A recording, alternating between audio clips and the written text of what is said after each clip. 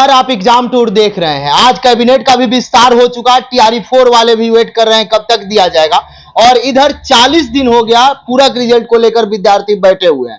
लगातार कोई विद्यार्थी सचिवालय में जा रहे हैं तो कोई शिक्षा मंत्री से मिल रहे हैं। 82 अंक वाले का क्या कुछ होगा, सब कई सारे विद्यार्थी शशि शरण सर के पास भी आए थे। क्या कुछ मामला है, कई बार सर भी कॉल किए, क्या कुछ वहां से अपडेट आ रहा है उसके बारे में बातचीत करेंगे। सर आपका स्वागत है एग्जाम। बहुत शुक्रिया, बहुत धन्यवाद। सर क्या चल रहा है? एक तरफ नियुक्ति पत्र दिया जा रहा है, स्टूडेंट खुश हैं, दूसरी तरफ स्टूडेंट नाराज हैं। कई सारे स्टूडेंट कल भी गए थे जदयू कार्यालय, आज भी गए, लगातार आवाज उठा रहे हैं। देखिए क्या है कि क्लैरिटी की कमी है। जैसे 82 अंक वाला एक मामला बड़ा फंसा हुआ है। मान लीजिए कि जिस बच्चे की नौकरी हो गई है उसका नियुक्ति पत्र लोगों को बांटा जा रहा है और वो चिंतित है कि उसका नंबर आएगा कि नहीं आएगा, वो डाउटफुल जो लिखा गया है उसका होगा क्या।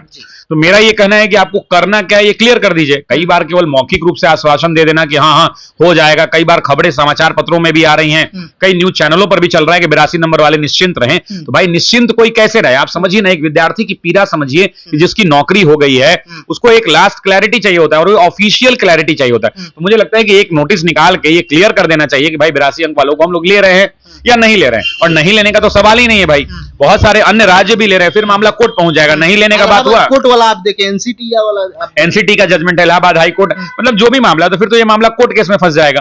तो ये एक बार क्लैरिटी मिल जाए, क्योंकि भविष्य का सवाल है, नौकरी का सवाल है, बच्चे इंतजार कर रहे हैं। वो स्थिति बनी हुई है कि उनके साथ क्या होगा क्या नहीं होगा। बहुत लोग पॉजिटिव माइंड से हैं तो बहुत लोग निगेटिव भी हो जा रहे हैं। तो वैसी परिस्थिति में सब लोग परेशान है और इस समस्या का निराकरण एक ही व्यक्ति कर सकता है। शिक्षा विभाग एक नोटिस जारी कर दे, कहानी खत्म हो जाएगी।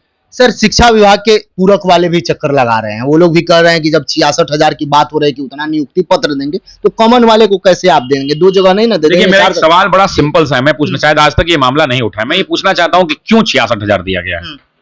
मेरा एक सवाल यह है कि क्यों दिया गया है। क्या विभाग इस बात की जानकारी उपलब्ध करा सकता है?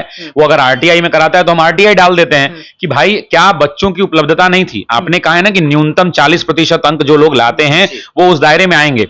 तो क्या ये शिक्षा विभाग अश्योर कर रहा है? देखिए जानकारी मेरे पास भी नहीं है, हम लोग अनुमान लगा सकते हैं कि सीटें इसलिए खाली रह गई कि न्यूनतम अर्हता हो सकता है लोग नहीं पार किए हो। तो हकीकत में ऐसी बात है क्या? अगर हकीकत में ऐसी बात है तब तो कोई बात ही नहीं बनता है, फिर तो हम लोग सप्लीमेंट्री और ये सब। अगर ऐसी बात नहीं है, अगर कट ऑफ के ऊपर रोक लिया गया है, न्यूनतम अर्हता के ऊपर लोग और उपलब्ध हैं, तो वैसी परिस्थिति में जब आपने वैकेंसी निकाली है 87,000 सीटों की, तो क्यों निकाली भाई? वैकेंसी आपने निकाली क्यों? क्योंकि उतने लोगों की आवश्यकता हुई। आपके जिले में रोस्टर गए होंगे, वो क्लियर हुआ होगा, वहां से बताया गया होगा कि इस कैटेगरी में इतनी सीटें हैं, पूरे बिहार की सीटें आपने मंगाई होगी, कैलकुलेटर पर जोड़ा होगा और तब कहा होगा कि हमें 87,000 लोग चाहिए। मर्जी से तो नहीं कह दिया होगा। तो वैसी परिस्थिति में 67,000 या 66,000 रिजल्ट देने का क्या तात्पर्य है?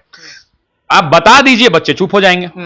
जवाब आ जाएगा, बच्चे संतुष्ट हो जाएंगे। जवाब नहीं आएगा तो भाई सप्लीमेंट्री मांगेगा, और सप्लीमेंट्री बच्चे इसलिए भी मांग करेंगे क्योंकि टीआरई 1 में दे दिया गया। या तो आप नोटिफिकेशन में क्लियरली लिख दीजिए कि हम जो है सप्लीमेंट्री रिजल्ट, बोल्ड लेटर में लिखिए भाई कि हम सप्लीमेंट्री रिजल्ट नहीं देंगे, क्लैरिटी के साथ उपलब्ध करा दीजिए, तो बच्चे नहीं मांग करेंगे। अब बेचारे 40 दिन से वहां बैठे हुए, कई बार मेरे पास भी आए, मैंने भी कई बार मीडिया के माध्यम से आवाज को उठाया है। अब बच्चे जा रहे हैं तो लोग बता रहे हैं कि मौखिक रूप से आश्वासन मिल रहा है, कोई कह रहा है 3,000 आएगा, कोई कह रहा है 4,000 आएगा, लेकिन भाई किसी के कह देने से तो आ नहीं जाएगा। बीपीएससी भी नोटिस जारी कर दी कि शिक्षा विभाग बोलेगी तो हम जारी कर देंगे। बीपीएससी तो अपना बीपीएस, देखिए भाई समझिए, किसी भी चीज के लिए बीपीएससी पर दोष देना कहां तक? बीपीएससी है क्या? बीपीएससी एक एग्जाम कंडक्टिंग बॉडी है जिसका काम है क्वेश्चन सेट करना, एडमिट कार्ड जारी करना, फार्म भरवाना और एग्जाम लेके रिजल्ट छाप के विभाग को दे देना। बाकी विभाग समझे कि कौन सा नियम कानून के तहत, किस आरक्षण विधि के तहत, किस प्रक्रिया के तहत नियुक्ति की जानी। BPSC is just a exam conducting body. BPSC ये फैसले नहीं लेती है कि डोमिसाइल लागू होगा कि नहीं, सप्लीमेंट्री देना है कि नहीं देना, ये बीपीएससी का फैसला नहीं है। सर एक प्रश्न चल रहा है, टीआरई 1 में आप देखे नियुक्ति पत्र मिला, उसके 10 से 15 दिन, एक माह के अंदर अगला प्रक्रिया में लग गया आयोग ने। फिर टीआरई 2 में भी वही प्रक्रिया हुआ। अब विद्यार्थी ये सोच रहे हैं, आपके पास भी कॉल आता होगा, कई सारे विद्यार्थी भी खड़ा होकर पूछते होंगे कितना तैयारी करें, 2 माह और तैयारी करें, एग्जाम हो जाएगा, कैसे पढ़ें? कोई पूछ रहा है कि हम थोड़ा धीरे धीरे पढ़ रहे हैं, पढ़ें कि ना पढ़ें कि 1 माह में एग्जाम हो जाए। कब तक टीआरई 4 का वेट हो सकता है? देखिए टीआरई 4, अब जो पीछे का आप ट्रेंड देखें, टीआरई 1 का देखें, 2 का देखें, 3 का देखें, तो उस अनुमान से यही लगाया जा रहा है कि जैसे ही टीआरई 4 की ज्वाइनिंग हो, टीआरई 3 वालों की ज्वाइनिंग होगी, उसके 15 दिन से 20 दिन के अंदर में रिजल्ट, जैसे ही आप ज्वाइनिंग होती है 15 से 20 दिन के अंदर में वैकेंसी आ जाएगी। अब एक चीज और समझिए, ये वैकेंसी क्यों आ रही है, सब लोग समझ रहे हैं, चुनावी वर्ष है। और देखिए चुनावी वर्ष नहीं भी रहता तो बिहार सरकार ने दिल खोल के सरकारी नौकरियां दिया है और बिहार सरकार इसके लिए धन्यवाद पात्र भी है। लेकिन जो ट्रेंड अभी तक दिख रहा है उस ट्रेंड के मुताबिक ये क्लियर है कि वैकेंसी एनी हाउ, मुझे तो ऐसा लग रहा है कि मार्च के अंत में ही आ जाएगी, और मेरी जानकारी भी है, लेकिन मार्च तक मार्च के अंत तक आने की संभावना है, क्योंकि कैलकुलेशन के हिसाब से आदमी देखता है। और परीक्षा जो है अप्रैल अंत तक हो जाए या मई तक हो जाए, क्योंकि आप समझिए कि आचार संहिता लगेगा, 3 महीना पहले ज्वाइनिंग लेटर भी नहीं देना होगा। और बट वैसे बिहार में परंपरा है कि भाई मुख्यमंत्री हमारे ज्वाइनिंग लेटर लोगों को देते हैं, तो चुनाव है अक्टूबर एंड के अंदर में, मान लीजिए 3 महीने पहले आचार संहिता, बहुत सारे कॉन्सेप्ट्स को जब आप मिलाएंगे तो आपको समझ में आएगा कि बहुत ज्यादा समय है नहीं। ये जैसे ही हो सकता है कि ये नियुक्ति कराई जाए, इनको नियुक्ति पत्र बांटा जाए, उसके 1 हफ्ता 10 दिन 15 दिन के अंदर में वैकेंसी जो है अपडेट कर दिया जाए, 10-15 दिन भरने का टाइम दिया जाए, 10-15 दिन परीक्षा का, अप्रैल लास्ट तक या मई फर्स्ट वीक में एग्जाम कंडक्ट हो जाए। सर छात्रों की दृष्टि से एक तो एक्सपीरियंस सबके पास हो चुका है, टीआरई 1 का हो, टीआरई 2 का हो या टीआरई 3 का हो, क्या ये सबसे टफेस्ट एग्जाम होगा सीट को लिया जा से, या छात्र चूंकि बहुत अधिक इस बार बिल्कुल आवेदन करने वाले, क्या देखिए समझिए 2 चीजें हैं कि पहले तो बच्चों की संख्या लगातार बढ़ रही है, अन्य राज्य के बच्चे भी आ रहे हैं। दूसरा है वो जो एनआईओएस वाला है, उसमें भी संख्या लाखों की संख्या में इजाफा हुआ है। उसके अलावा बहुत सारे लोग अभी एस्टेट 3 लाख लोग इसी बार एस्टेट पास किया है, तो चुनौतियां तो बढ़ेंगी, कंपटीशन तो बहुत टफ होगा, कट ऑफ में भी बहुत सारा फर्क पड़ेगा, क्योंकि अब वैसे बहुत सारे बच्चे अप्लाई करेंगे और अच्छे पढ़े लिखे बच्चे हैं, तो कॉम्पिटिटिवनेस बढ़ेगा। जब कॉम्पिटिटिवनेस बढ़ेगा तो ऐसी परिस्थिति में कट ऑफ भी ऊपर नीचे हो सकता है। तो मेरा ये कहना है कि छात्र अपनी तैयारी पर भरोसा रखें, पेपर सबके लिए बराबर आएगा, कठिन आएगा तो सबके लिए आएगा, आसान आएगा तो सबके लिए आएगा। तो चिंता नहीं करनी, अपनी पढ़ाई पर फोकस रखना है, जो होगा वो अच्छा होगा, आपकी मेहनत का इनाम आपको मिलेगा, किसी और को नहीं मिलेगा। अगर कोई बच्चा दिन रात मेहनत कर रहा है, लाइब्रेरी में दिन रात पढ़ रहा है, टीचर से दिन रात पढ़ रहा है, ऑनलाइन पढ़ रहा है, ऑफलाइन पढ़ रहा है, अपने गांव में किसी शिक्षक से पढ़ रहा है, जहां पढ़ रहा है मेहनत कर रहा है, सेल्फ स्टडी कर रहा है, जैसे भी कर रहा है वो मेहनत कर रहा है, तो उसकी मेहनत का इनाम उसी बच्चे को मिलेगा, ना कि किसी दूसरे बच्चे को मिलेगा। सर बहुत सारे विद्यार्थी भी आपसे कहते हैं कि डोमिसाइल पर शशि सर कुछ नहीं बोलते हैं, क्या कुछ मामला है? ये विद्यार्थी का कहना, मैं तो बार बार पूछता हूँ डोमिसाइल पर आपका क्या? मैं तो लगता है आप ही के चैनल पे 2-3 बार डोमिसाइल पे बोल चुका हूं। डोमिसाइल पे मेरा एक कहना है कि मैं जैसे को तैसा चाहता हूं।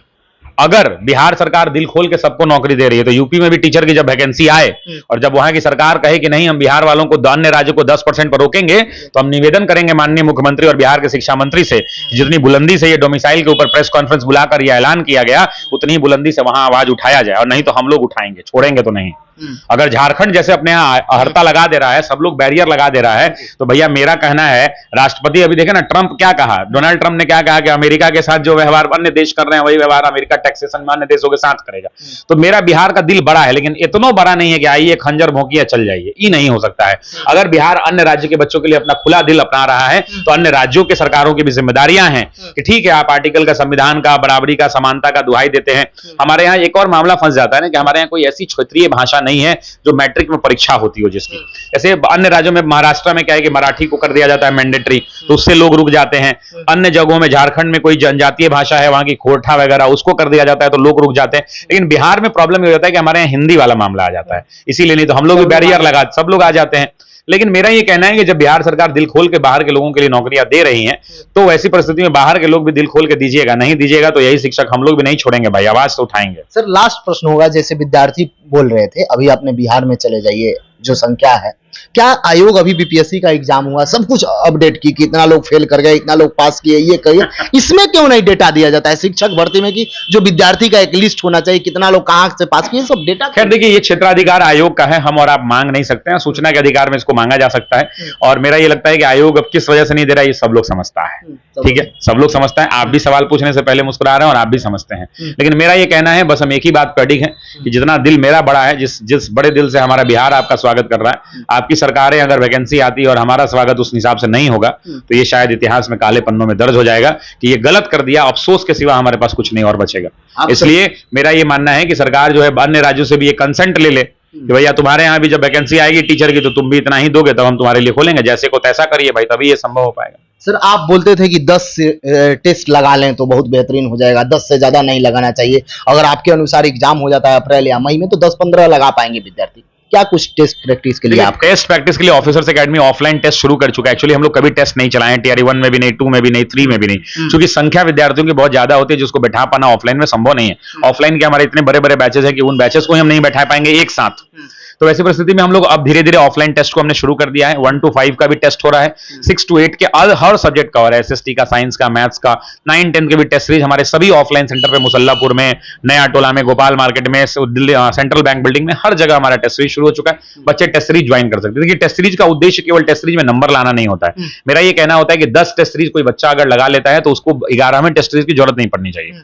इसलिए नहीं पड़ना चाहिए कि बच्चे की जिम्मेदारी है कि एक टेस्ट लगाया, एक टेस्ट के बाद वो घर जाए और हर क्वेश्चन के बाहर टॉपिक लिखे। मान लीजिए पहला क्वेश्चन है गांधी इरविन समझौता से, तो एग्जामिनर क्या गांधी इरविन समझौता पे 5 प्रश्न बन सकते हैं? तो पांचों तो पूछेगा नहीं। हम लोग क्या करते हैं, जो भी बंदा टेस्ट बनाता है वो करता है कि गांधी इरविन का एक क्वेश्चन पूछ लेता है और उसके बेसिस पे हम अनुमान लगा लेते हैं कि इसको गांधी इरविन आता होगा। बच्चे की जो टेस्ट का ओरिजिनल यूज जो है, हम लोग क्या करते थे, वो यूज होता था, हम तो 5 टेस्ट से ज्यादा कभी नहीं लगाए। क्वेश्चन नंबर 1 है ना, कॉपी पे जाके लिखा कि क्वेश्चन नंबर 1 किस टॉपिक का है, गांधी इरविन। क्वेश्चन नंबर 2 मुस्लिम लीग। क्वेश्चन नंबर 3 पादप जगत। क्वेश्चन नंबर 4 कोशिका। क्वेश्चन नंबर 5 भूगोल के अंदर में भारत का सामान्य परिचय। अब जब ये 100 टॉपिक का लिस्ट तैयार कर लीजिए कि एग्जाम के टेस्ट सीरीज में कौन कौन से क्वेश्चन पूछे गए। जिम्मेदारी है, सारा कॉपी खोल कर बैठ जाइए। पहला है गांधी इरविन। एग्जामिनर ने पूछा एक सवाल है, लेकिन एग्जामिनर जो टेस्ट पेपर बनाया है ना, वो ये जानना चाहता है कि आपको गांधी इरविन पूरा आता है कि नहीं। बच्चे, आपकी जिम्मेदारी बनती है कि आप उस टॉपिक को उठाएं, पलट से कॉपी खोलें, कॉपी से गांधी इरविन पढ़ें और उसको काटें वहां पे कि गांधी इरविन कंप्लीट।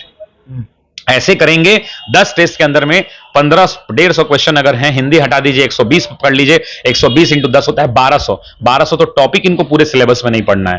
तो टेस्ट सीरीज का उद्देश्य जो है ना गलत हो गया। बच्चे टेस्ट सीरीज का दुरुपयोग, या आप कहिए कि लोग करते हैं कि जितना क्वेश्चन लगाओ, क्वेश्चन लगाना उद्देश्य नहीं है। आपको टेस्ट सीरीज में आपको टॉपिक आइडेंटिफाई कर लेना है और वो 100 टॉपिक है। टेस्ट का पेपर आप उधर रख दीजिए। अब देखिए कि पहला टॉपिक गांधी इरविन की कॉपी खोलिए अपनी नोट्स की, जिस भी शिक्षक से पढ़ा है, भारत का हर शिक्षक बेहतरीन पढ़ाता है, तो वैसे प्रति में अपने नोट्स को रिवाइज कीजिए। दूसरा पादप है, बायोलॉजी वाली कॉपी कीजिए, पादप रिवाइज कीजिए।